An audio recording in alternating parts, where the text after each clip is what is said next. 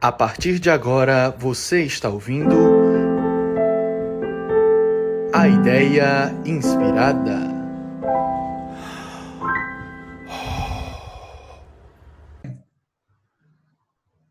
Bem-vindos ao segundo episódio do podcast A Ideia Inspirada, o podcast para você que quer aprender mais sobre pneumologia e medicina intensiva.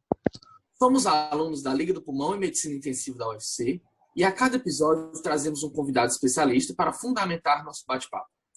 O assunto da vez é a sepse, por ser uma condição grave, de elevada morbimortalidade e um real desafio de saúde pública no Brasil. Para esclarecer mais sobre isso, conversamos hoje com o Dr. Samer Eluani Curi, graduado em Medicina pela UFCG Cajazeiras e residente de Medicina de Emergência pela ESP Ceará. Abordaremos um pouquinho sobre a necessidade de identificação precoce da sepse, as condutas mais apropriadas frente a esse agravo e a importância de atuação da equipe multiprofissional nos cuidados com o paciente séptico. Bom dia, Dr. Samer. É um grande prazer entrevistá-lo hoje. Olá, pessoal. Bom dia. Antes de tudo, fico bem feliz pelo convite de estar colaborando com vocês na produção desse podcast. Acho que hoje em dia a gente poder usar outras ferramentas de estudo, de troca de conhecimento é muito válida e a gente tem muita coisa bacana para construir. Bom, como já foi dito aí, sou residente de medicina de emergência, atualmente estou indo para o último ano da residência. O tema é um tema instigante, é um tema que faz parte do nosso dia a dia, né, na medicina de emergência, fazer essa interface aí entre terapia intensiva, medicina de emergência, pneumo no caso, né, enfim. E é um assunto bem bacana, acho que a gente tem muito para trocar aí hoje. Valeu, pessoal, pelo convite mais uma vez. Beleza. Antes de iniciarmos nosso bate-papo, eu gostaria de propor um breve caso clínico em que o senhor comentasse quais seriam as condutas mais apropriadas e as primeiras intervenções a serem tomadas. Certo. Nós temos uma paciente do sexo feminino, 78 anos, previamente rígida, que foi levada a pronto-socorro pela filha, depois de apresentar adinamia e sonolência franca com piora a 48 horas. A filha nega alteração recente em medicações ou traumas. Ao exame físico, a paciente se apresentava confusa, obedecendo a comandos, pressão arterial 80 por 60, frequência cardíaca de 100, frequência respiratória de 18, temperatura axilar 38,9, glicose 127 e Glasgow de 13, ausência de déficits neurológicos focais e um quick SOFA com valor de 2. Dr. Samer, eu te pergunto, como agir diante desse paciente? Bom, eu diria que a melhor coisa a fazer nesse momento é sair correndo, mas obviamente para cima do doente. Para essa paciente aí, o tempo é determinante, né? A gente está diante de um caso de uma paciente de 78 anos que apresenta aí na nossa historinha uma alteração do sistema nervoso central e uma alteração cardiovascular.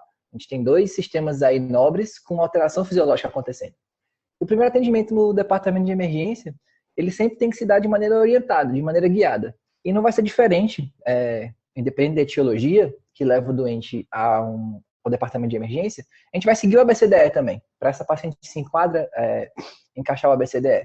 E a gente vai seguir ali, passo a passo, para tentar entender em cada um dos nossos momentos de atendimento que intervenção imediata eu posso fazer. A gente não vai se estender muito no passo a passo do ABCDE, não é o objetivo principal dessa nossa conversa hoje, mas indo aqui no ABCDE, a gente observa, bom, é uma idosa que aparentemente não tem nenhuma história de trauma cervical, então a gente não vai precisar de nada para imobilização cervical, mas se apresenta aí aparentemente com vias aéreas pérvias. Temos um padrão respiratório que não chama muita atenção a nível de frequência respiratória, entretanto a ausculta pode incrementar alguma informação a mais, mas prioritariamente, quando a gente chega no C e no D, a gente observa que temos coisas a fazer. Temos alterações importantes, temos coisas a fazer. No C, para relembrar, a gente está falando de alterações cardiovasculares, algo que envolva a perfusão dos tecidos, né? E aqui a gente já encontra uma idosa hipotensa, com uma frequência cardíaca limítrofe aí, né? A gente tem 100 batimentos por minuto. E essas duas informações já nos dão subsídios para entender que ela está instável. A gente, nesse primeiro momento, nosso papel aqui é reconhecer a instabilidade. E aí poder determinar, bom, a gente tem uma paciente que está chocada, a gente tem uma paciente que está com uma pressão arterial sistólica baixa, com frequência cardíaca limítrofe, e a gente tem que reconhecer o motivo desse choque, né? Além disso, o exame físico poderia trazer outras informações para a gente. Tempo de enchimento capilar, livido reticular, enfim. Uma maneira muito bacana de a gente abordar esse momento inicial do C, no ABCDE do departamento de emergência, é usar o ultrassom. Aqui, por exemplo, a gente poderia usar o protocolo Rush. A gente sabe que hoje em dia o ultrassom é uma ferramenta fundamental no departamento de emergência. Fora do país isso já acontece há muitos anos. Aqui no Brasil a gente ainda está caminhando para avançar mais nessas tecnologias, né, e nesse conhecimento de maneira massificada entre os médicos que trabalham com emergência. Mas o protocolo Rush, ele é desenhado, né, ele foi estabelecido para justamente você tratar de um choque indiferenciado. Aquele doente que chega para você chocado e você ainda não entendeu bem o motivo daquele choque, digamos que não seja um choque que esteja já de cara, né, acontecendo, óbvio, chegar um paciente sangrando para você e chocado, você não vai se perguntar muito qual é a causa daquele choque. Mas um paciente que não chega com uma causa bem estabelecida do choque inicialmente, o protocolo Rush pode te dar essa segurança de como agir, né? É lindo. Na minha opinião, é maravilhoso tratar dos doentes críticos, guiando isso a partir dos achados do ultrassom. E no D, né, avançando aí no ABCDE, a gente vai encontrar uma paciente com alteração do sistema nervoso central. Ela tem um Glasgow rebaixado, ela tem um Glasgow 13, pelo que foi passado na nossa historinha aí. Não temos aí a delimitação ou detalhamento melhor de qual é a resposta ocular, qual é a resposta verbal, qual é a resposta motora, mas a gente tem um paciente com rebaixamento sensório. E é importante reconhecer, então, nesse contexto de rebaixamento sensório, qual é o motivo que isso está acontecendo. A ausência ou presença de déficits focais pode te ajudar a pensar numa causa aí neurovascular, preponderante. O nosso exame físico aí excluiu a possibilidade de déficits focais, né, de lesões em déficits focais do sistema nervoso central. Então, a gente pode estar diante realmente de um caso simplesmente de má perfusão. Confusão mental por má perfusão, o que corrobora com a nossa ideia inicial de que a gente está diante de um paciente chocado, né? E aí, nosso atendimento inicial vai ser realmente estabilização hemodinâmica e a reavaliação constante dessa perfusão, né? Por muito tempo, a gente tratou esses doentes críticos no departamento de emergência e até mesmo no pré-hospitalar com alíquotas de volume baseada no peso e quantidades grandes de volume, né? Então, assim, por muito tempo, o doente que chegasse com essas condições do departamento de emergência, receber acesso calibroso e uma grande quantidade de volume logo de cara. Hoje em dia a gente já percebe que isso tem sido revisto, tanto porque grande volume pode ser deletério do paciente crítico, quanto porque a gente já tem entendido cada vez mais que a particularização do atendimento desses pacientes com má perfusão é fundamental para uma melhor resposta. A gente vai discutir isso um pouquinho mais à frente aí, vou deixar essa conversa um pouquinho mais para frente aí. Ainda na avaliação inicial desse doente, que a gente já percebe, então, bom, é um paciente que está hipotenso, um paciente que está sonolento, já deram aí para a gente umas dicas a mais, né? O colega que passou o caso para a gente, vamos assim dizer, no plantão, já calculou para a gente o tal do Quick SOFA, né? O K-SOFA, o que seria o Quick SOFA, né? A gente vai discutir isso aí um pouquinho mais à frente também. Mas o Quick SOFA trouxe aí para a gente informações que marcou mais que 2 pontos, né? O que ele quer dizer com isso, né? O Quick SOFA é uma ferramenta à beira-leito, né? Uma ferramenta simples de avaliação dos doentes críticos.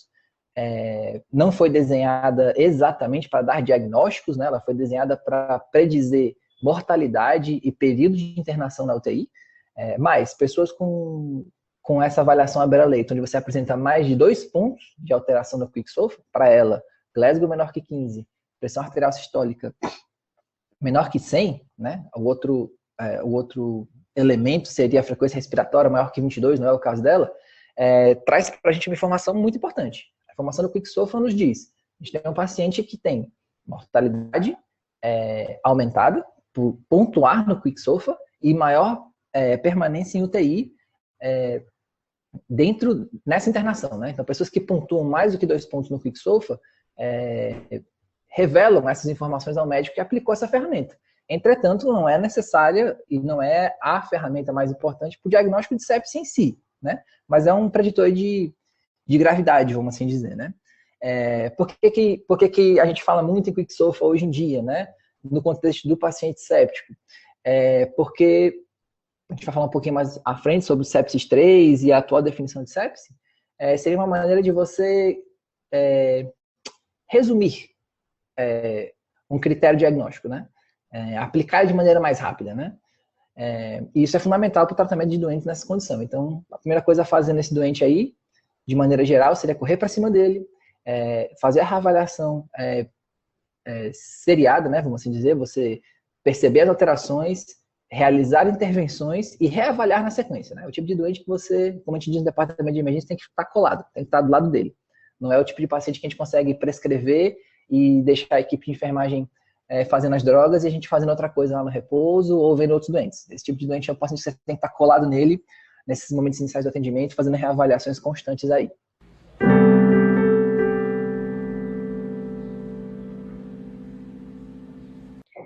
A definição de sepse passa pela hipoperfusão tecidual, tendo a microcirculação protagonismo no processo de inflamação.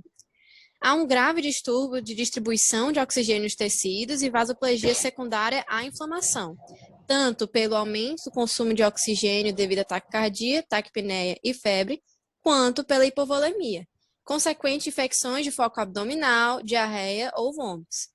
Antigamente, muitas pessoas confundiam sepse com bacteremia e infecção generalizada. Nos dias de hoje, ainda há muita confusão frente a essa nomenclatura, Dr. Summer. Toda sepse evolui para um choque séptico? Bom, vamos lá. A gente falou de muitas coisas numa pergunta só. Vamos definir melhor algum desses pontos aí para a gente poder avançar nessa conversa. Muito bacana.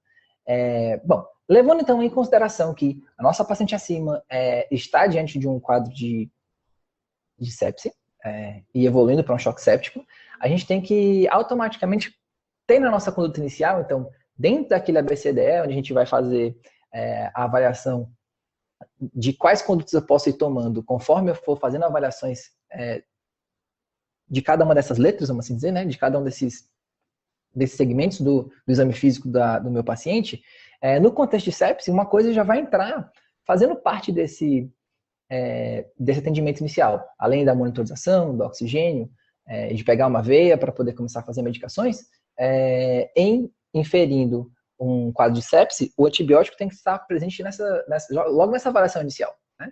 Um antibiótico na primeira hora, ou os bundles de primeiras horas, primeira hora, primeiras 3 horas, né? Isso já foi discutido de maneira diferente ao longo do estudo da sepse, ele é fundamental, né? De onde é que vem essa ideia, né? Em 2006, o Dr. Kumar apresentou um trabalho que mostrou um dado assustador, né? Ele mostrou para a gente que a cada hora de atraso do antibiótico no contexto da sepse, a mortalidade aumenta em 7,6% por hora. Ou seja, se você demorar 10 horas, então a gente percebe que esse dado ele é assustador e ao mesmo tempo ele é alarmante no sentido de que quanto mais precoce o uso do antibiótico, menos mortalidade eu vou ter nesse doente, né? Então já entraria também nessa nossa avaliação inicial desse doente o uso do antibiótico na primeira hora. E por que eu estou falando isso? Porque a gente está entrando nessa ideia de que nosso paciente está instável por sepse. Então vamos definir um pouco esses termos que a gente está conversando, né? O que é sepse? A atual publicação que define sepse, vamos assim dizer, para a gente já conhece sepse há muitos anos, né? Mas vamos trazer o que a gente trabalha com de mais atual, é o sepsis 3. Sepsis 3, ele define sepse como uma disfunção de órgãos ameaçadora à vida, causada pela resposta desregulada a uma infecção. Está no JAMA, publicação de 2016. E como ele define uma disfunção de órgãos, né? O sepsis 3 sugere que essa disfunção de órgãos seja avaliada a partir do SOFA, né? Que é um critério aplicado ao doente a partir de dados do exame físico, de dados laboratoriais, que quando você soma mais do que 2 pontos nessa tabela, né? Depois a gente pode colocar no link aí para o pessoal o acesso a essa tabela, ela fica muito mais bacana sendo vista, né, do que sendo comentada. Então, a pessoa que pontua mais do que 2 pontos no SOFA é classificado como uma pessoa que está com disfunção de órgãos. E qual é a questão que envolve o SOFA, né? E qual é a questão que envolve essa confusão, como você colocou aí, sobre esses pontos, né, sobre essas terminologias, né? Ao longo dos anos, houve uma mudança constante de que conceitos definem um paciente séptico. A gente passou pela noção de CIS, aí depois isso estava presente aí no sepsis 2 e tal, hoje a gente tem o sepsis 3, né, que define sepse, como a gente já comentou aí agora há pouco, E o importante é a gente entender que esses critérios que foram aparecendo ao longo da história do estudo da sepsis não são critérios que foram superados porque o anterior estava errado. Algumas publicações foram mostrando que você teria ferramentas de maior sensibilidade e melhor especificidade para o diagnóstico de sepsis. Os anteriores estavam errados? Não. Na verdade, o que a gente percebe é o seguinte: todo mundo se preocupou quando entendeu que a sepsis é algo que mata muito. Então, todo mundo se empenhou em descobrir uma ferramenta que fosse o mais sensível possível e o mais específico possível, né? A ideia do diagnóstico precoce da sepsis é você ter uma ferramenta bem sensível para você começar o tratamento precocemente e evitar essa mortalidade que é tão grande, né? No Brasil, por exemplo, a gente fala que a mortalidade de sepsis gira em torno de 60% no pronto-socorro. Então, assim, justifica você usar uma ferramenta que seja muito sensível e talvez até não tão específica, né? Essa, por exemplo, é uma informação que está na publicação do ILAS. A gente pode conversar um pouquinho mais sobre o ILAS já já. O Sepsis 3, especificamente, né, entendendo ele como a ferramenta mais atual para a discussão e para o diagnóstico de sepsis, ele usa o SOFA, como a gente falou. E o que é que tem no SOFA que nos ajuda e nos atrapalha? Ele envolve uma série de critérios e de pontuações para cada critério que você encontra no seu paciente. Entretanto, ele usa como um dos seus critérios, ou como alguns dos seus critérios, a relação PaO2-FiO2, então eu preciso de uma gasometria na mão, dose de bilirrubinas, eu preciso de um exame laboratorial, plaquetas, eu preciso de outro exame laboratorial, creatinina, eu preciso de outro exame laboratorial. Então, assim, para você aplicar o SOFA, num paciente que chega para você com suspeita de sepsis, para você dar esse diagnóstico de sepsis baseado no SOFA, você tem que ter logo de cara esses exames. Então, a gente vai discutir um pouco assim a realidade aqui no Brasil. Será que em todo departamento de emergência eu consigo uma gaso, bilirrubinas, plaquetas e creatina na primeira hora? Para quem está na prática aí, sabe que não, né? Sabe que em muitos locais aí, esses exames aí vão chegar às vezes com 4, 5, 6 horas para você. E você vai esperar 6 horas para dar um diagnóstico de sepsis? Esse questionamento, né?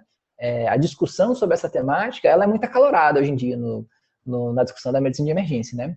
O ILAS, que é o Instituto Latino-Americano de Sepsis, quando comentou a publicação de Sepsis 3, fez essa ressalva. Para a América Latina, por exemplo, para países em desenvolvimento, você ter um critério diagnóstico de sepsis que envolve exames laboratoriais que tem que surgir na primeira hora, pode ser um grande problema, porque talvez você demore a dar o diagnóstico. Então, será que vale a pena eu aplicar uma ferramenta muito sensível e muito específica para dar um diagnóstico de sepsis, se isso vai me demorar 6 horas?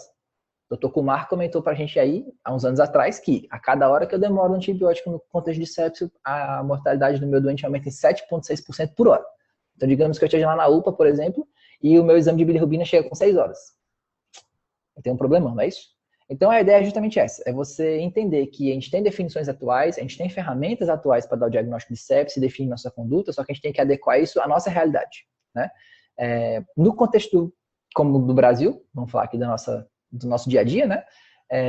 Uma ferramenta mais sensível e talvez menos específica ajude o meu doente nesse contexto. Aí você vai falar, Samer, mas talvez você use uma ferramenta muito sensível e pouco específica, comece um tratamento para sepse e daqui a pouco, na evolução do teu doente, você perceba que não era sepse. Pode ser que isso aconteça, mas é menos prejudicial eu começar um tratamento para um paciente com uma condição que eu inferi crítica e grave e depois eu rever isso, do que eu atrasar uma tomada de decisão no paciente numa condição crítica e grave. A gente costuma dizer que na medicina de emergências vale a pena você entrar logo com os 2 pés. E se não for bem aquilo, você volta um pouco, não há problema. Uma segunda, né, definição que a gente colocou aí nesse questionamento, nessa pergunta, foi com relação ao choque, né? Se toda sepsis evolui para choque. Então, vamos definir o que é choque. O choque, ele é uma síndrome clínica de má perfusão tecidual. Por que eu digo síndrome clínica? O choque ele pode acontecer por várias causas, né? Ele pode ser distributivo, ele pode ser obstrutivo, ele pode ser hemorrágico, enfim. E ele representa uma síndrome clínica. Eu vou ter um somatório de condições no meu paciente que me fazem inferir. Bom, esse paciente está chocado. Que repercussões são essas? São repercussões nos tecidos. Todo tecido que for mal perfundido vai trabalhar mal. Então, má perfusão do sistema nervoso central, rebaixamento do sistema nervoso central, má perfusão renal, oligúria, anúria, disfunção vascular, disfunção miocárdica, hipotensão, e por aí vai. Isso tudo é o resultado de um somatório de tecidos mal perfundidos. Desculpa. Conceitualmente, né, o choque séptico, trazendo aqui para o contexto do nosso doente, é quando a gente dá um diagnóstico de sepse no paciente, então a gente usou critérios para diagnosticar ele com sepse, e eu percebo um paciente séptico com a necessidade de uso de vasopressor para manter uma pressão arterial média acima de 65, ou a presença de um lactato maior de 2 na ausência de hipovolemia. O que isso quer dizer? Para dizer que um paciente está em choque séptico, eu tenho que ter um paciente com sepse, óbvio. Ele tem que estar usando vasopressor para manter uma PM acima de 65, ou eu tenho uma gasometria com lactato maior que 2, onde eu já excluí hipovolemia, para que esse lactato aumentado não seja só por hipovolemia. Nessas condições eu digo, bom, meu paciente está em choque séptico. Aí eu vou trazer novamente aquela discussão. Será que eu preciso chegar exatamente nessa condição para poder definir que o meu doente está em choque séptico? Vou trazer um exemplo para vocês. Eu estou no pré-hospitalar, e aí eu encontro, sou chamado para uma ocorrência, a gente vai lá atender aquele doente na casa dele, chega lá, um idoso com a história de febre há uma semana, tosse produtiva, eu encontro ele com nível reticular rebaixado, com o tempo de enchimento capilar aumentado. Eu vou dar diagnóstico de choque séptico para ele? Aí você diz, não, Sammy, tu nem começou droga vasoativa e nem tem uma gasometria aqui. Pois é. Essas discussões de trazer o paciente, tirar o paciente do livro, vamos assim dizer, tirar o doente do guideline e aplicar na realidade, que são importantes para quem atende em emergência. É você perceber que às vezes você vai inferir situações de gravidade antes mesmo de, por exemplo, ter um doente onde eu já comecei droga vasoativa para manter uma PM acima de 65 e onde eu nem tenho uma gasometria ainda para ter certeza que o meu lactato está menor do que 2 na de hipovolemia. É importante a gente ter outras ferramentas que sejam bem sensíveis para a gente poder perceber critérios de gravidade de doente crítico e poder tomar uma decisão. Então, a pergunta inicial, né? E aí, toda sepse vai virar choque? Não. É justamente tratar logo, reconhecer logo, ser muito sensível na detecção do paciente séptico e agir rapidamente para você evitar aquele choque séptico.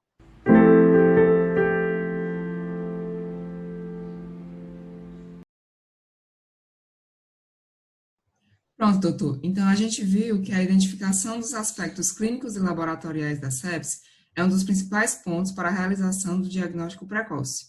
E aí, tem alguma dificuldade de reconhecer a sepse no cenário da emergência? Bom, pois é. É o que eu comentei agora há pouco com vocês, né? Na emergência, vale a pena entrar com os 2 pés, né? O que isso quer dizer? Às vezes você tem que ser bem sensível na detecção de situações críticas e poder agir rapidamente. E quanto mais sensível você for na suspeição desses sinais de gravidade, para poder inclusive excluí-los, mais assertiva vai ser a tua conduta, né? Dificuldade, eu não diria dificuldade. Eu diria que hoje em dia a gente tem protocolos bem estabelecidos e bem desenhados para o diagnóstico de sepse nos serviços de emergência, né? Entretanto, a gente tem que aplicar esses critérios desde a triagem, né? Idealmente, se você tem uma condição onde tempo é determinante para o atendimento, é importante que você tenha uma sensibilidade elevada para esses diagnósticos do momento em que o paciente chega ao departamento de emergência. E esse primeiro contato do paciente quando chega no departamento de emergência, ele acontece lá na triagem, né? Então, os profissionais da triagem já podem aplicar ali, a partir dos dados do exame físico, os protocolos para definir o nível de gravidade, né?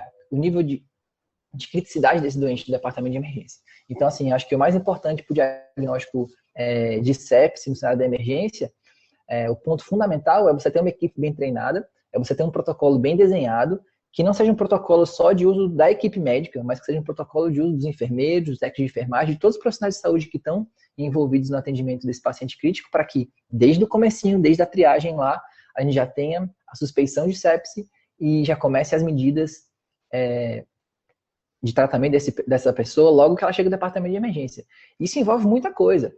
Parece besteira, mas, por exemplo, alguns protocolos sepse de alguns hospitais, quando o paciente, na triagem, tem alterações nos parâmetros do exame físico e o enfermeiro ou o profissional que está ali já aplica um protocolo de suspeição de sepse, a farmácia já é avisada sobre a necessidade de liberação dos antibióticos. Tipo assim, é uma medida simples, é uma medida que não é exagerada, que vai me garantir que uma das coisas fundamentais para o tratamento desse doente, que é um antibiótico na primeira hora, já vai estar sendo agilizado, vamos assim dizer, né? Então, assim, acho que o mais importante nesse contexto aí de dificuldade, vamos assim dizer, do tratamento do reconhecimento da sepse no cenário de emergência, é você ter uma equipe bem treinada.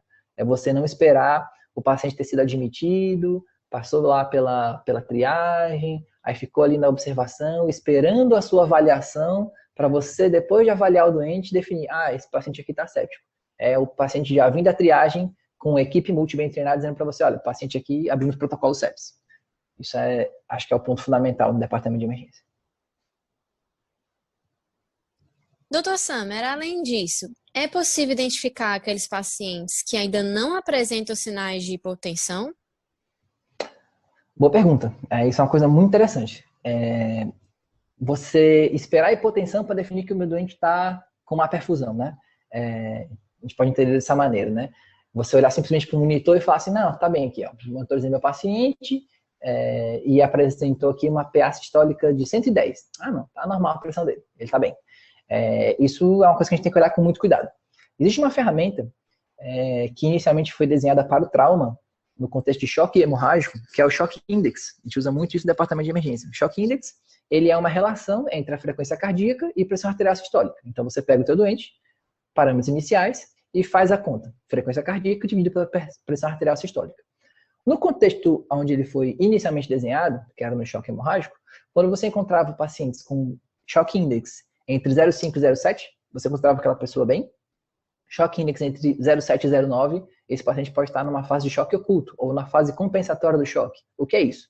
É aquele paciente que está evoluindo com gravidade e a frequência cardíaca aumentada é compensatória para tentar aumentar o débito cardíaco. E aí você vai ter um paciente com uma pressão arterial sistólica ali limítrofe, não necessariamente hipotenso logo de cara, né?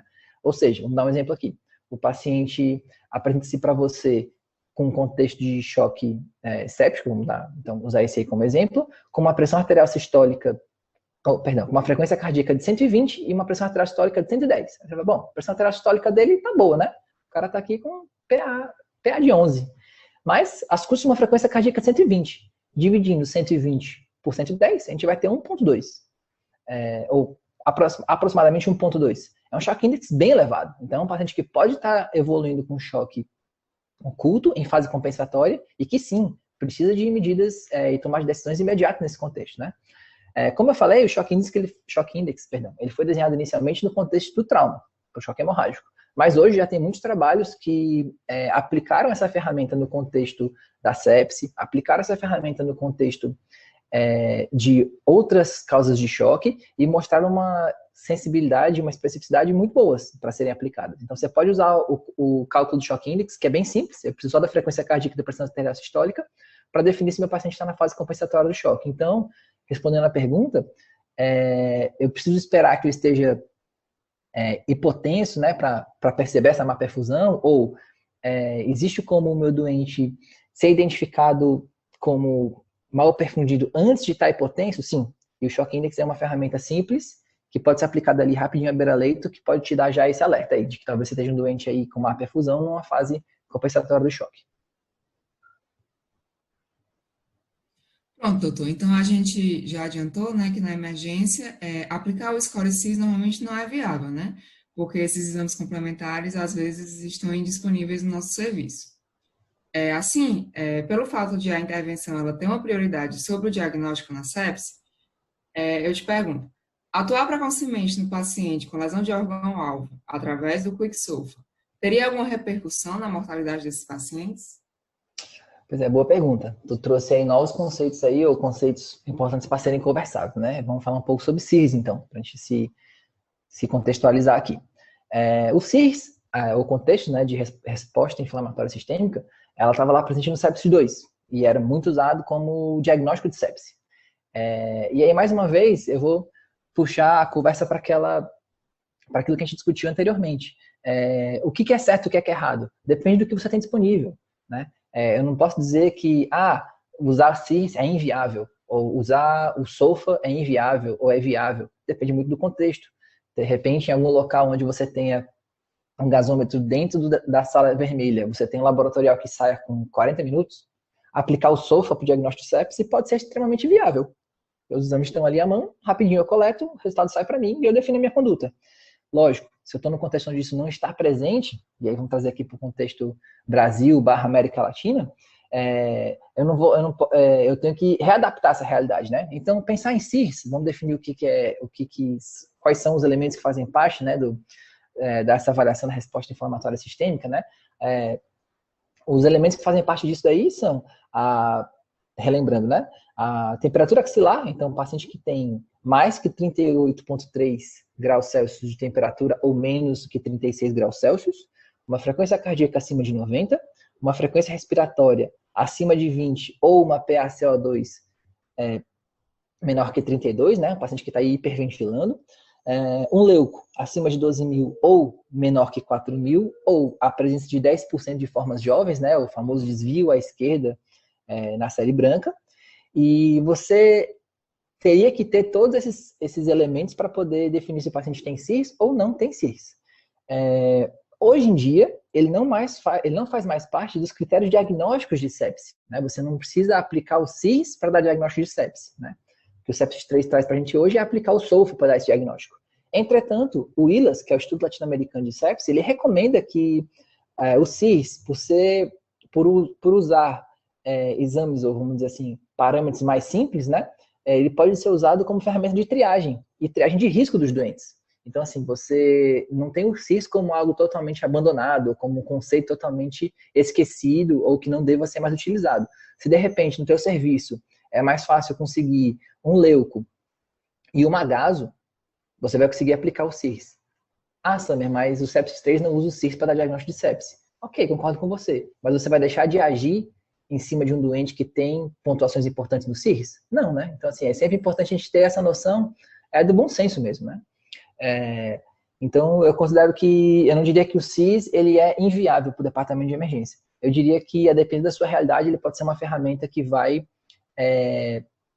te ajudar a triar o risco desse doente, né? Mas sim, se você for perguntar, conceitualmente, hoje em dia a gente não usa mais CIRS para o diagnóstico de sepse, né? Mas fica a ressalva aí, inclusive do ILAS, o texto do ILAS fala isso, né? Ele recomenda que você continue utilizando o CIRS como ferramenta de triagem, isso pode te ajudar bastante. O QuickSOFA, né, por sua vez, ele foi desenhado como uma ferramenta para predizer o desfecho desfavorável e a permanência em UTI. Ele também não foi desenhado para dar diagnóstico de sepse, né? Entretanto, ele é muito bom de usar beira-leito. São coisas simples. Eu olho ali rapidinho e consigo pontuar qual é o QuickSOFA do meu doente. Agora, eu faço assim, a seguinte colocação, né? Digamos que eu não apliquei o SOFA ainda, né? Tipo, eu estou esperando o meu laboratorial chegar com os meus exames de bilirrubina, com a minha creatinina, com a minha plaqueta, para eu poder aplicar o critério do SOFA e dar o diagnóstico de sepse. Se você tem um doente com suspeição de sepse, você aplica o QuickSOFA e você percebe que ele pontua bastante, você não vai deixar de agir. Então, assim, eu acho que o importante nesse momento é você ter o bom senso. Quais são as ferramentas que você tem à mão e que ferramentas aplicáveis te trazem um bom preditor de gravidade do doente, de que o teu doente é um doente crítico. E você poder agir em cima disso. Com certeza isso vai ajudar muitas vidas. E, doutor Sam, existe alguma abordagem diferente em idosos e crianças? Eles precisam de correção de indicadores ou algum cuidado específico?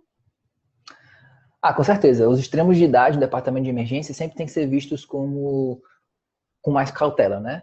Isso se dá tanto porque os próprios estudos, geralmente os estudos que são publicados, que a gente usa para definir nossos guidelines, nossos protocolos, são estudos que são feitos com população adulta. Geralmente, quando a gente vai ver lá, os estudos excluíram pacientes idosos, excluíram pacientes com menos de 18 anos. Então, um ponto fundamental já é saber que o idoso e a criança no departamento de emergência não necessariamente vão estar dentro daquele rol de informações que eu já conheço para o tratamento do adulto, né? E que situações seriam essas, por exemplo, né? Algumas particularidades dessa população, né? Desses extremos de idade. Uma delas é a frequência cardíaca mais elevada em crianças. Crianças têm frequências cardíacas mais elevadas de maneira fisiológica, né? Outra coisa é a pressão arterial. Os parâmetros de pressão arterial na criança são baseados nos percentis de PA por idade, né? Então, assim, para cada idade eu vou ter um valor aceitável de pressão arterial, tanto para hipo quanto para hipertensão. No idoso, a mesma coisa. Uma questão fundamental no idoso é o uso de medicações, né? Não é incomum você encontrar o paciente no departamento de emergência que já vem usando medicações previamente em casa, antihipertensivos, beta-bloqueadores, enfim, medicações de uso diário que vão falsear os seus parâmetros ali no atendimento do departamento de emergência. Então, não é incomum você encontrar essa condição. Outra condição é a questão da febre no idoso, né? É muito comum também você perceber que o idoso ele tem um sistema de resposta inflamatória um pouco mais danificado, vamos assim dizer, né? Que não necessariamente vai fazer aquele febrão, ou aquela febre pronunciada no paciente que está infectado. Né? Então, assim, são condições, são dados do exame físico que eu usaria normalmente no paciente adulto, temperatura axilar, frequência cardíaca, frequência respiratória, pressão arterial, e que no idoso, na criança, eles são baseados em parâmetros diferentes, vamos assim dizer. Então, para essas populações aí, para os extremos de idade, com certeza, a gente tem que ter um pouco mais de cuidado para quais indicadores de gravidade eu vou aplicar. Mas tem alguma ferramenta que pode ser usada para todo mundo. Acho que o legal não é reconhecer que, vixe, para o idoso e para a criança é diferente. E agora? O que é que eu vou fazer, né? Existe uma ferramenta que pode ser usada tanto para criança quanto para idoso, que vai te ajudar a definir se o paciente está com má perfusão. E é uma ferramenta simples, que é o tempo de enchimento capilar. Você fazer ali a pressão sobre o leito ungueal, né, no dedinho do teu doente ali por 2 segundos, ou em alguns protocolos aí por 40 segundos, e avaliar o tempo de enchimento capilar, ele pode ser aplicado na criança, no idoso, no adulto, jovem. Para todos eles, um tempo de enchimento capilar elevado vai te predizer uma perfusão, né? A presença de livedo tecidual, e como marcador prognóstico, tem um trabalho bem bacana que faz o estudo disso, avaliando a presença de livedo tecidual nos joelhos como preditor, como marcador de mau prognóstico no paciente mal perfundido. Então, assim, são avaliações de exame físico que você vai poder fazer para qualquer faixa etária e que vão te predizer gravidade. Isso independente da pressão arterial, independente da frequência cardíaca. Então, assim, tem uma saída, né? Não vamos nos desesperar. Vamos atender ali um paciente de departamento de emergência que, de repente, é um idoso ou que é uma criança, e você fica na dúvida ali sobre que parâmetros se guiar para dar o diagnóstico de gravidade. Não tenha erro. Não tenha medo de errar se você avaliar o tempo de enchimento capilar, de você encontrar livedo e definir: esse cara está mal perfundido. Essa criança, esse idoso está mal perfundido. Independente de outros parâmetros, você já vai poder agir em cima dessa má perfusão sem medo de errar aí com uma ferramenta simples que é o tempo de enchimento capilar, por exemplo. Doutor Samer, e a respeito da pressão de pulso, ela vai ter algum papel preditor nesse nosso paciente? Sim, bacana essa pergunta também. A pressão de pulso, originalmente, vamos assim dizer, ela é utilizada, ela tem um bom valor de aplicação na avaliação do doente com insuficiência cardíaca descompensada, né? Não necessariamente no doente séptico. O que é a pressão de pulso, né? A pressão de pulso é a diferença entre a pressão sistólica e a pressão diastólica. Ela é um marcador muito útil justamente para entender esse paciente com insuficiência cardíaca, né? Disse então, a depender da referência, que uma pressão de pulso menor que 30 é um marcador de baixo índice cardíaco, né? De que esse coração aí está trabalhando mal para produzir um débito cardíaco adequado. E aí, obviamente, para produzir uma boa perfusão tecidual. Algumas coisas que a gente tem que considerar aqui. A primeira, nem sempre o doente que está séptico vai ter uma disfunção miocárdica. Isso é um ponto fundamental. Então, não necessariamente eu vou ter uma alteração de pressão de pulso no meu paciente que está séptico. Ele pode ser um idoso séptico que vai ter uma performance cardíaca prejudicada? Sim, aí a pressão de pulso vai entrar aí. Ele pode ser um idoso que está fazendo má perfusão miocárdica e a performance cardíaca dele está prejudicada naquele contexto? Sim, e aí vai ser bem aplicada a pressão de pulso aí. Só lembrar que algumas ferramentas na medicina, elas foram desenhadas para fins específicos e foram bem estudadas para fins específicos. Então, também não dá para a gente usar toda e qualquer ferramenta da medicina para toda e qualquer condição. Então, assim, com relação à pressão de pulso, eu faria essas duas ressalvas. A primeira é saber que ela foi bem estudada e bem desenhada no contexto de má performance miocárdica por insuficiência cardíaca. Pode ser usada no paciente para você ver como é que está a perfusão? Pode, mas não necessariamente é a melhor ferramenta para tal. E a segunda coisa é com relação à própria monitorização mesmo. Para você aplicar a pressão de pulso de maneira bem eficaz, você tem que ter uma pressão, a aferição da pressão arterial de maneira muito fidedigna. Aí eu faço a ressalva, nem sempre esses monitores externos, vamos assim dizer, né, sem ser pressão arterial invasiva, vão te definir aí uma pressão de pulso bem confiável, né? Então, assim, usar isso como ferramenta única para o diagnóstico, para inferir má perfusão, como ferramenta isolada, eu diria que não seria a melhor estratégia para o departamento de emergência. Agora, usar isso como uma ferramenta a mais para a tua avaliação, assim eu consideraria válido. Mas como ferramenta isolada, no contexto de sepse, eu não diria que seria a melhor ferramenta para avaliar a perfusão, não. Pronto, vamos falar um pouquinho de tratamento agora. Então, a gente sabe que a reposição volêmica ela é fundamental no paciente séptico para compensar a vasodilatação sistêmica que gera a hipoperfusão tecidual.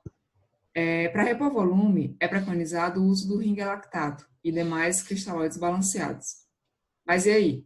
Qual é a melhor maneira de avaliar se o nosso paciente está respondendo a esse volume? O senhor já mencionou o protocolo RUSH, e aí eu te pergunto, o ultrassom, ele vai ter um espaço nessa situação?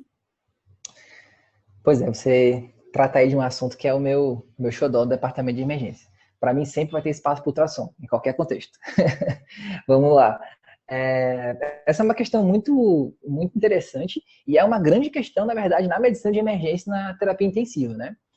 Como considerar volume, né? Como fazer volume no meu paciente de departamento de emergência.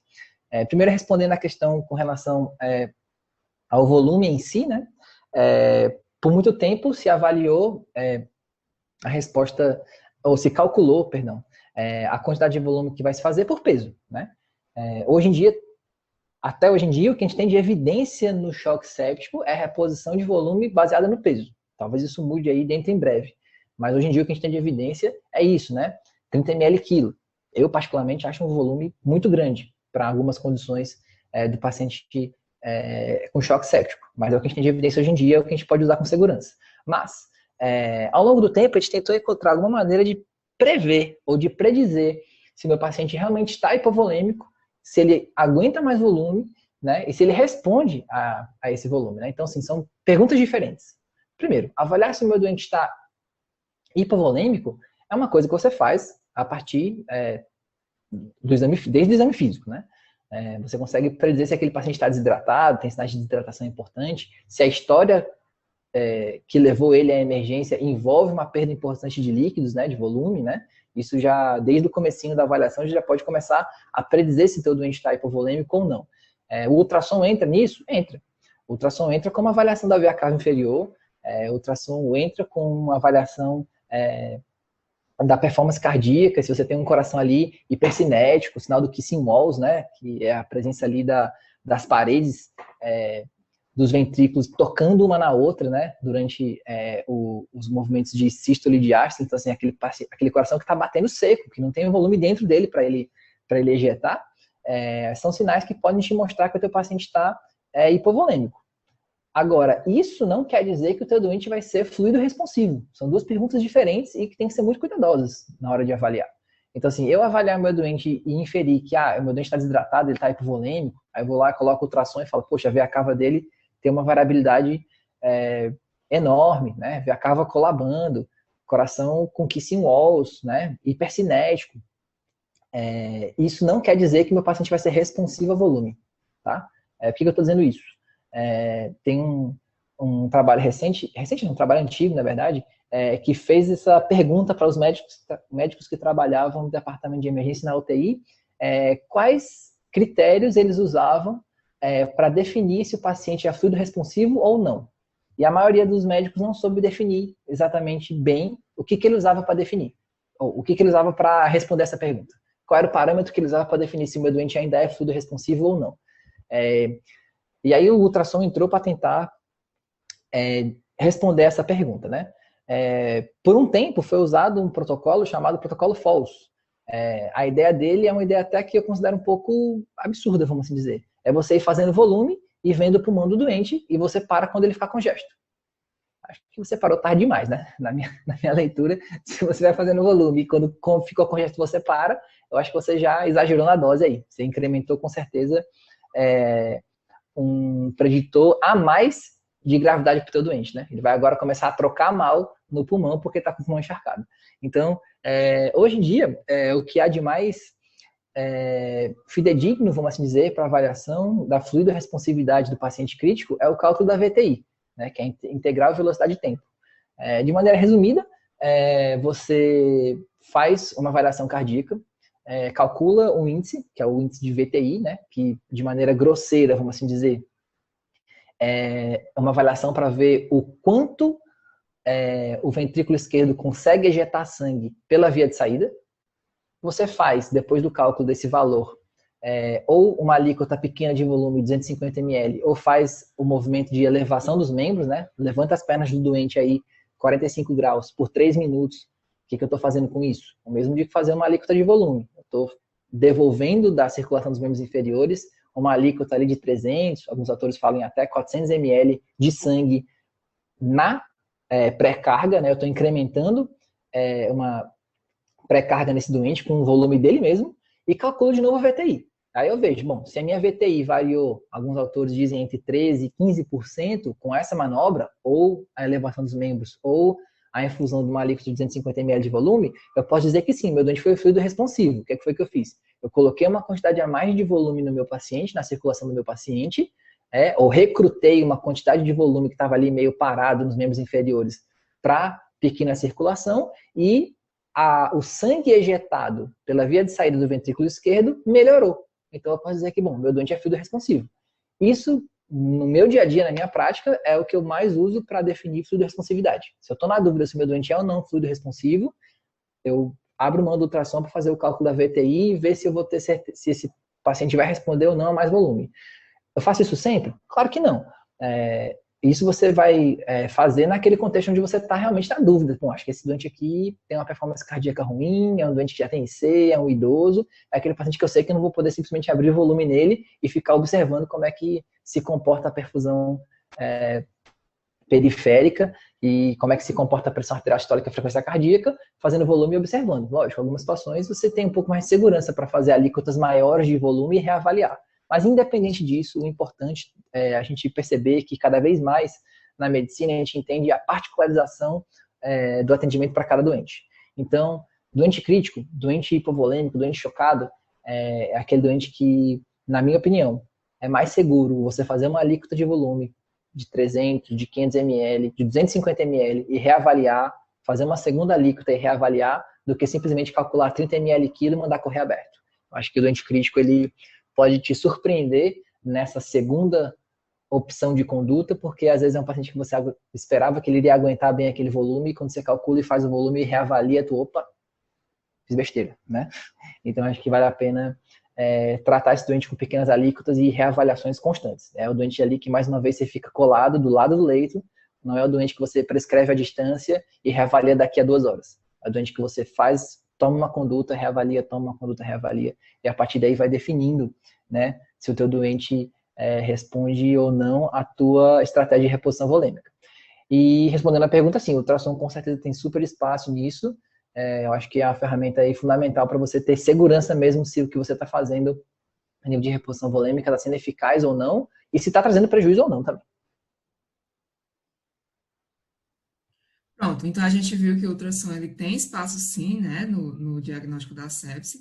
E aí, falando um pouco sobre outros exames laboratoriais, o famigerado lactato, ele só vai se encontrar aumentado no paciente com choque séptico? Essa pergunta também é boa. Inclusive, vocês fazem perguntas boas, viu? Vamos lá. Essa é uma questão bem interessante, o lactato, né? O lactato ele já foi usado, inclusive, como alvo, né? A gente, por muito tempo, na medicina intensiva, a gente usava o clearance, né? O clareamento do lactato como alvo para saber se eu estou resolvendo o problema de má perfusão do meu doente ou não. Mas vamos entender um pouquinho melhor essa questão aí. Onde é que entra o lactato nessa jogada, né? O lactato ele vai estar presente em todo o contexto de estresse fisiológico. Tá? Não necessariamente só quando o meu doente está mal perfundido. Tá? No metabolismo da glicose, a gente vai ter ali a cadeia do ciclo de Krebs, né, que vai acontecer para transformar a partir da glicose ATP para as células. Né? Durante o metabolismo da glicose, você vai ter como um dos seus substratos, vamos assim dizer, né, um dos seus produtos de cadeia de degradação, o piruvato. Esse piruvato, quando ele é metabolizado numa cadeia, vamos assim dizer, rica em oxigênio, ele vai ser convertido em acetil coenzima A, que lá na mitocôndria vai virar ATP e energia para as células. Quando esse piruvato ele encontra um meio pobre em oxigênio, ele não segue essa cadeia de metabolização, ele vira lactato, né? Então, é daí que surgiu a ideia de que o lactato é um preditor, vamos assim dizer, né? É um sinal de mau funcionamento celular. Por quê? Se a minha célula está trabalhando com pouco oxigênio, ela está trabalhando mal. Só que o lactato, ele não... essa via, né, de metabolização da glicose em piruvato e lactato não é a única maneira que faz o lactato aparecer. Qualquer condição de estresse fisiológico vai fazer o lactato ficar elevado. Isso vai acontecer, por exemplo, por conta de o estresse metabólico por dor, elevação de catecolaminas, tanto endógenas quanto exógenas, né? Então, assim, quando você usa nora no teu doente, você vai incrementar um aumento de lactato sérico no teu doente por conta dessa elevação de catecolaminas, né?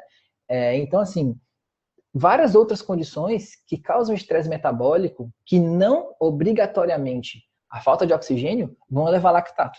Então, é importante a gente entender que, sim, o lactato, ele é algo que me faz abrir os olhos? Com certeza. Se você fazer uma gasometria e ver um lactato alto, você com certeza pode inferir que esse doente está em estresse metabólico. Agora, eu posso definir que exclusivamente esse estresse metabólico é por má perfusão tecidual, porque está hipotenso, porque está chocado, ou porque está exclusivamente mal oxigenado? Não. Tá? Então, assim, acho que é importante entender que o lactato faz a gente abrir os olhos para um paciente crítico. Agora, não tem que ter o lactato como um alvo. Fiz uma gasometria, lactato deu 2. Aí tomei medidas de reposição volêmica, o lactato deu 1,8. Aí outras medidas, continuou 1,8. Outras medidas, continuou 1,8. Eu falei, poxa, liguei na hora, continuou 1,8. Caramba, tudo que eu estou fazendo de volume aqui no doente não está resolvendo para clarear meu lactato, fazer mais volume. Não. Então, acho que essa avaliação tem que ser bem criteriosa, tá? Lactato prediz estresse metabólico, mas não necessariamente tem que ser o alvo para você definir que você fez uma hidratação ou que você tirou o doente do choque. Você pode ter um paciente que saiu do choque e que vai continuar com o lactato um pouquinho alto aí por outras condições de estresse metabólico. Pronto, doutor Samer. Agora vamos falar um pouco sobre os vasopressores. Diante de uma hipotensão refratária, inicialmente se opta por norepinefrina. Mas depois, quando utilizar um segundo vasopressor e qual que eu devo escolher? Bom, o uso de vasopressores, cada vez mais a gente percebe que o uso precoce de vasopressores incrementa em menor mortalidade, né? Você usar vasopressor como última estratégia, eu já fiz um montão de volume, meu doente continua mal perfundido, eu vou ligar na hora agora. Isso pode incrementar mais mortalidade. Claro, o uso do vasopressor em si, né, puramente você definir que o doente vai necessitar, ou você iniciar vasopressor no contexto de atendimento departamento de emergência, a gente já sabe que isso incrementa em mortalidade. Estatisticamente, o uso de vasopressor incrementa a maior mortalidade no paciente do departamento de emergência, na terapia intensiva também. Entretanto, a gente tem que ter muita calma na hora de definir o uso dessas drogas, tá? Sim, a primeira colocação está correta. Inicialmente, a primeira opção é a nora. Agora, quando iniciar um outro vasopressor, aí a gente vai ter que ter calma, tá? O segundo vasopressor, ele entra como uma estratégia de otimização da perfusão. Beleza. Então, quanto mais vasopressor precisar, toda vez que eu julgar que o meu doente está mal perfundido, eu coloco mais vasopressor ou incremento mais um vasopressor. É que a gente tem que ter cuidado. Por quê? Não necessariamente a má perfusão do seu doente vai acontecer porque você precisa aumentar a resistência vascular periférica para garantir uma melhor perfusão tecidual. Você pode encontrar um paciente que, por exemplo, está respondendo parcialmente à nora, e quando você vai fazer a avaliação miocárdica dele, ele está com uma disfunção miocárdica importante. Então, o segundo vasopressor que eu vou colocar nesse contexto com disfunção miocárdica vai ser a vasopressina? Não. Por exemplo, vai ser a dobuta. Você percebe que o paciente está com uma disfunção miocárdica importante, num contexto de choque, então não adianta você aumentar a resistência vascular periférica, você tem que trabalhar com inotrópico. Né? E o contrário também é verdadeiro. Meu doente não está com nenhuma disfunção miocárdica importante na minha avaliação e continua precisando de vasopressor. O segundo vasopressor que eu vou associar vai ser a dobuta? Não, talvez para ele caiba melhor a vasopressina. Então, assim, a resposta de qual seria o segundo vasopressor a escolher, eu diria que depende. Depende de qual o contexto que está fazendo o teu doente não responder bem ao primeiro vasopressor. Será que também não é volume? Isso é uma possibilidade também. Eu já comecei na hora com o meu doente e ele continua mal perfundido. Vou ter que botar outro vasopressor. De repente você avalia e fala, cara, mas cabia mais volume aqui. Então, de repente, você já está com a nora, o paciente ainda continua hipovolêmico, você avalia lá com ultrassom, aplica um protocolo Rush, por exemplo, avalia a veia cava, avalia a performance cardíaca e vê, caramba, ainda cabe volume nesse doente. Talvez você faça uma segunda alíquota e não precisa do segundo vasopressor. Então, assim, a resposta de quando entrar com o segundo vasopressor e qual vasopressor usar, não é uma resposta pronta. Vai depender muito do contexto que o seu doente está se apresentando ali. Então, Dr. Summer, fica bastante evidente a necessidade de diagnóstico assertivo e de uma intervenção precoce frente à sepse. Então, existe alguma forma de prevenir esse agravo? Pois é. Prevenir sepse é você, na verdade, prevenir que a infecção vai complicar, né? Então, eu diria que você prevenir a sepse é você tratar bem infecções simples, diagnosticar precocemente pacientes infectados com infecções simples e agir em cima disso para evitar que essa infecção se perdure, né, ou se torne uma infecção de grande monta e coloque o paciente numa condição de sepse. Isso vai depender muito de quem é o teu doente que você está tratando, né? Então, uma suspeita de um foco infeccioso numa criança ou num idoso tem que ser visto com muito mais cautela do que a suspeita de um foco infeccioso num adulto previamente rígido. A suspeita de um foco infeccioso num paciente imunossupresso, um paciente com neoplasia, um paciente diabético, um paciente transplantado, né? Então, o mínimo sinal de infecção nesses doentes, você tem que avaliar com uma suspeição muito maior para que ela possa complicar e agir de maneira bem mais incisiva, vamos assim dizer, nessas suspeitas de infecção do que no paciente previamente rígido. Então, assim, eu diria que prevenir sepse é você predizer que doente infectado tende a evoluir com mais gravidade ou em que doente a suspeita de infecção tem que ser mais acurada para evitar uma complicação. Então, acho que para prevenir sepse seria essa aí as maneiras, vamos assim dizer. Pronto, doutor. Então, diante disso, né, do que a gente discutiu, a gente viu que a sepse tem uma fisiopatologia bastante complexa, né? E nós encontramos inúmeros desafios, seja para fazer um diagnóstico precoce, seja para, na instituição, obter informações com rapidez. E eu pergunto para o senhor, na sua experiência, né? Quais que são os desafios na hora de se adotar um protocolo de sepse na instituição? Legal. Acho que o fundamental é aquilo que a gente já comentou um pouco anteriormente, né? Acho que o fundamental para você ter um protocolo, vamos assim dizer, né, de sepse bem aplicado no departamento de emergência, é você ter o treinamento de toda a equipe. Acho que o diagnóstico de sepse, alguns diagnósticos, eles têm que ser dados de maneira grosseira, vamos assim dizer, eles têm que ser dados pelo porteiro do hospital. Acho que o AVC, o infarto agudo do miocárdico e a sepse são situações onde quando o paciente chega, o porteiro já bate o olho e suspeita, cara, isso aqui eu acho que é um infarto, isso aqui eu acho que é um AVC, isso aqui eu acho que é uma sepse. Por que eu estou fazendo essa brincadeira, né, exagerando assim? Porque para esses doentes críticos, onde tempo é fundamental, a suspeição desses diagnósticos, eles têm que ser dadas desde a triagem.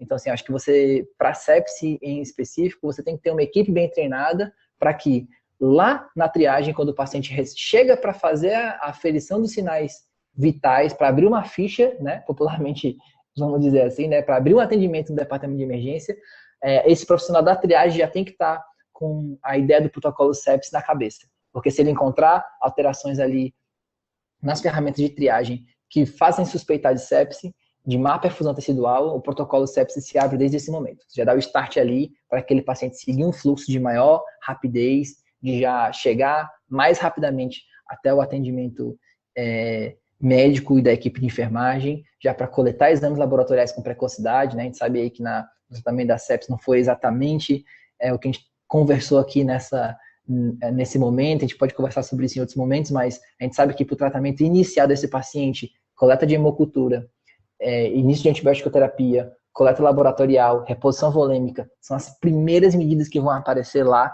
Então, assim, você tem que facilitar o acesso do teu paciente com suspeita de sepse, desde a triagem até esse atendimento. Então, assim, eu acho que a melhor maneira, o maior desafio para você tratar de sepse em qualquer serviço é você ter uma equipe bem treinada para suspeitar de sepse bem precocemente, abrir os protocolos e esse paciente ter acesso aí com maior brevidade aos recursos que ele vai precisar. Entendendo justamente isso, né? Que quanto mais tempo você demorar, quanto mais tempo esse paciente esperar para receber o suporte que ele precisa no contexto de sepse, maior a mortalidade. Dr. Samer, agradecemos imensamente por nos aproximar da realidade da medicina de emergência e contribuir para aumentar a nossa percepção sobre a importância desse agravo, da sepse. E você, ouvinte, agradecemos sua atenção e contamos com a sua presença nos próximos episódios. Compartilhe com seus amigos, não deixe de acompanhar as novidades no nosso Instagram. Até breve. Obrigada. Obrigado, valeu pessoal. Agradeço mais uma vez pela oportunidade. Fico aí à disposição para a gente fazer outros momentos desse aí para discutir medicina de emergência, para discutir isso que é um tema tão instigante, tão bacana aí, do dia a dia de qualquer médico. Valeu pessoal, um forte abraço, até mais.